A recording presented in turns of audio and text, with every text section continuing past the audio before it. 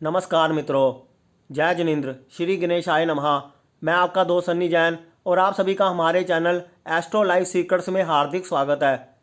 Video शुरू करने से पहले आप सभी से अनुरोध है, कृपया हमारे चैनल को सब्सक्राइब अवश्य कीजिएगा ताकि नई नई वीडियो बनाने का प्रोत्साहन मिलता रहे। मित्रों, बेल आइकन को भी दबाना मत भूलिएगा। दोस्तों, आज हम ऐसे विषय पर चर्चा करने जा रहे हैं जो बहुत ही अद्भुत है और अलग किस्म का विषय है। मित्रों, आज का विषय है जन्म कुंडली देखकर कैसे पता लगाएं कि ये जातक मृतक है या जीवित है, अर्थात कुंडली देखकर ये ज्ञात करना कि जातक जिंदा है या मर चुका है। आज हम इस विषय पर आपको यहाँ पर बताने की कोशिश करेंगे, क्योंकि बहुत सारे मित्रों का ये सवाल था कि इस विषय पर भी वीडियो बनाया जाए। मित्रों, ये विधि श्री नेमीचंद शास्त्री जी द्वारा लिखी गई पुस्तक भारतीय ज्योतिष में बताई गई है। इसमें प्रश्न लगन का इस्तेमाल किया जाता है, इसलिए इस विधि में सत्यता होने की संभावना बहुत ज़्यादा है, क्योंकि प्रश्न लगन हर बार भिन्न भिन्न हो सकता है। एक ही कुंडली कभी आपके पास उस वक्त आई हो सकती है जब जातक जीवित हो, और दूसरी बार तब आ सकती है जब जातक मर चुका हो। तो प्रश्न लगन के अंतर से जातक के मृत या जीवित होने में अंतर आ जाएगा।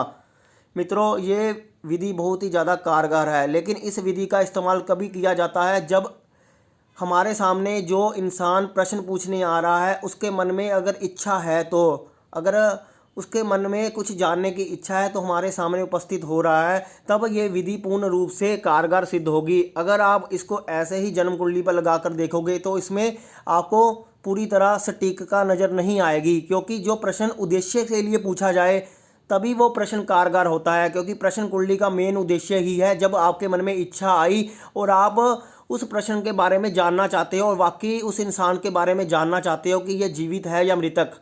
ऐसे नहीं कि हमने इस इंसान को देखा कि चलो पता कर लेते हैं कि ये जीवित है या जिंदा है, हम अपने बारे में ही पता करने लग जाए, तब ये विधि कारगर सिद्ध नहीं होती। इसलिए इस बात का विशेष रूप से ध्यान रखना जरूरी है।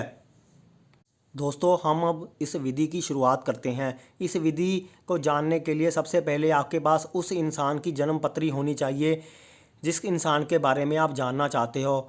तो उस इंसान की जन्म पत्री का जन्म लगन हमने लेना है, जन्म लगन लेना है, और उसके बाद हमने देखना है कि उस जन्म लगन के 8वें घर में कौन सी राशि आ रही है। हमने उस राशि को लेना है, फिर हमने उस प्रश्न लगन को लेना है जब हमारे पास वो इंसान प्रश्न पूछ रहा है कि ये जातक जीवित है या मृतक है। उस समय का हमने जन्म लगन लेना है, प्रश्न लगन लेना है। तीनों की संख्या को हमने जोड़ कर देना है। तीनों की संख्या को जब हमने जमा कर दिया, जो हमें संख्या प्राप्त होगी, फिर हम जन्म कुंडली के 8वें घर के स्वामी को देखेंगे कि कौन सी राशि में है, उस राशि से उसको गुना कर देना है। फिर हमने जन्म कुंडली के लग्नेश देखना है कि लग्नेश किस राशि में है। लग्नेश जिस राशि में होगा उस संख्या से हमने भाग कर देना है, यानी डिवाइड कर देना है। फिर हमें जो संख्या प्राप्त होगी वो विषम या सम संख्या हो सकती है। अगर हमारे पास वो विषम संख्या होती है, 1 3 5 7 9, टोटल करने पर अगर जो हमारे पास शेष बचता है 1 3 5 7 9, तो वो जातक जीवित होगा। अगर सम संख्या बचती है 2 4 6 8 10 12, तो ऐसा इंसान जिसकी जन्म पत्रिका है वो मृतक होता है। मित्रों, इस विधि में सबसे पहले आपको ये ध्यान देना होगा कि जो इंसान आपके पास पूछने आ रहा है वो इंसान के मन में इच्छा है, तभी आपके पास पूछने आया है। उस इंसान का उद्देश्य उस इंसान के बारे में जानना चाहता है कि वो जातक जीवित है या मृतक है, तभी ये विधि पूर्ण रूप से कारगर होती है। क्योंकि प्रश्न लगन तभी काम करता है जब सामने वाले के मन में जिज्ञासा होती है, वो या तो संकट में होता है या वो पूछने के लिए बहुत ज़्यादा उत्सुक होता है कि वो जानना चाहता है कि इंसान का पता नहीं लग रहा वो जीवित है या मृतक है, तब ये विधि पूर्ण रूप से कारगर होती है। अगर आप सिर्फ ऐसे ही जानने के उद्देश्य से या मजाक के उद्देश्य से आप 10 लोगों पर ये अप्लाई करोगे, तब आपको इसका सटीक परिणाम नहीं मिलेगा। जब आपके पास कोई इंसान चल कर आ रहा है या ऐसा इंसान बहुत मुश्किल में फंसा हुआ है, उसको किसी इंसान का पता नहीं चल रहा, तब आप इस विधि का इस्तेमाल करोगे, तब आपको बिल्कुल सटीक परिणाम देखने को मिलेगा। इस प्रकार से इस विधि का आपको इस्तेमाल करना चाहिए। मित्रों, अब हम इसको एक उदाहरण कुंडली के माध्यम से भी आपको यहाँ पर बताने की कोशिश करेंगे, ताकि आपको इस विषय में कोई भी डाउट ना रहे। मित्रों, आपके सामने जो हम कुंडली दिखाने जा रहे हैं ये एक मिथुन लगन की जन्म पत्रिका है। आप देख रहे हो कि आपको एक मिथुन लगन की जन्म पत्रिका दिखाई दे रही है, यानी लगन में 3 अंक लिखा हुआ है, तो हमने 3 अंक यहाँ पर ले लेना है। जन्म लगन 3 अंक हमने यहाँ पर ले लिया। फिर मिथुन लगन में आप देखोगे कि 8वें घर में मकर राशि आती है, तो मकर राशि का हमने 10 अंक ले लेना है। जन्म राशि 3, अष्टम राशि 10। फिर हमने प्रश्न लगन पर जाना है। जिस समय आपके सामने कोई इंसान प्रश्न पूछ रहा है उस समय का हमने प्रश्न लगन लेना है। जैसे हमारे जहाँ पर स्क्रीन पर आपको दिखा रहे हैं जो प्रश्न कुंडली है वो वृश्चिक लगन की है। ये 14 मार्च 2019 को किसी ने प्रश्न पूछा था रात के 11:30 बजे, तो उस वक्त वृश्चिक लगन का उदय हुआ था। तो हमने वृश्चिक लगन का 8 अंक ले लेना है। जन्म लगन 3, अष्टम राशि 10, प्रश्न लगन 8। जब हमने तीनों को टोटल किया तो उसका जो संख्या आई वो 21 थी। 21 यानी 21 अंक हमें यहाँ पर प्राप्त हुआ। अब हमें जो संख्या प्राप्त हो गई है उसको हमने नोट कर लेना है, 21 अंक।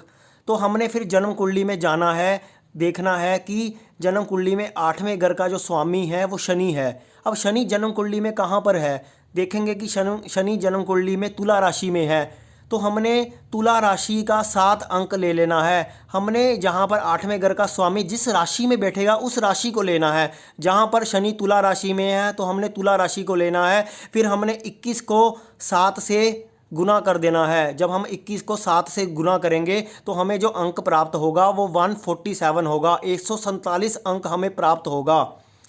तो फिर हमने इस 147 अंक को नोट कर लेना है। फिर हमने देखना है कि लगन कुंडली में जो लग्नेश बुध है, लगन कुंडली जो पहले घर का स्वामी बुध है वो कहाँ पर है, किस राशि में है। यहाँ पर जो लग्नेश बुध है वो सिंह राशि में है। तो हमने सिंह राशि का जो अंक है वो 5 अंक ले लेना है।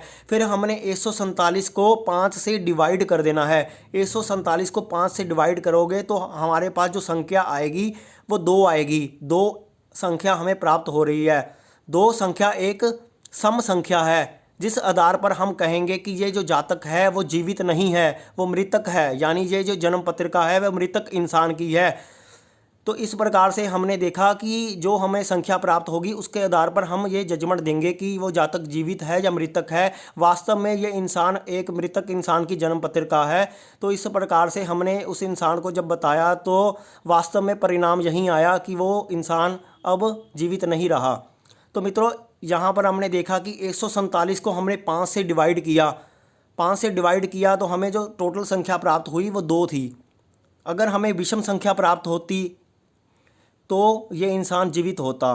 तो मित्रों इस प्रकार से हमने यहाँ पर कैलकुलेट करना है। मित्रों अब हम एक बहुत महत्वपूर्ण आपको बात बताने जा रहे हैं। अगर टोटल करने पर जो संख्या हमें अगर प्राप्त होगी, अगर वो शून्य होगी, 0 होगी, तब हमें क्या करना है। क्योंकि 0 अंक प्राप्त होने पर आपको कहीं से पता नहीं चलेगा कि इसका हमें क्या करना चाहिए। तो हम आपको इसको एक उदाहरण के माध्यम से आपको बताते हैं कि अगर आपके पास 0 अंक प्राप्त हो रहा है, आपके पास टोटल करने पर अगर 0 संख्या आ रही है तब हमें क्या करना चाहिए। मित्रों हमने एक उदाहरण टोटल लिया है 112 नंबर हमने लिया है, उसको हमने 7 से डिवाइड किया है। 7 से डिवाइड करने पर आप देखोगे कि इसका जो टोटल आएगा, जो शेष आएगा वो 0 आएगा। आप यहाँ पर स्क्रीन पर देख रहे हो कि 112 को अगर हमने 7 से डिवाइड किया है तो उसकी संख्या 0 आ रही है। तब हमने इस स्थिति में क्या करना है मित्रों, जब हमारे पास जो संख्या 0 आए तब हमने ध्यान देना है कि जिस संख्या से हम भाग कर रहे हैं उसी संख्या को हमने लेना है। यानी जहाँ पर हमने 7 से डिवाइड किया है तो हमने 7 अंक को लेना है। 7 अंक एक विषम संख्या है, तो विषम संख्या के आधार पर ये जातक जीवित होगा। ये सिर्फ मात्र एक उदाहरण लिया है, कोई भी संख्या हो सकती है, कोई भी नंबर होकर अगर वो आपको 0 शेष मिलता है तो उसी संख्या को लेना है जिससे आप डिवाइड कर रहे हो। वो डिवाइड वाली संख्या को अगर आप लोगे तो उसी आधार पर आपको अपना उत्तर देना है कि ये जातक जीवित है या मृतक है। उम्मीद करता हूँ ये आपने समझ लिया होगा, क्योंकि 0 संख्या आने पर बहुत सारी दुविधा उत्पन्न हो जाती है कि इसका क्या किया जाए।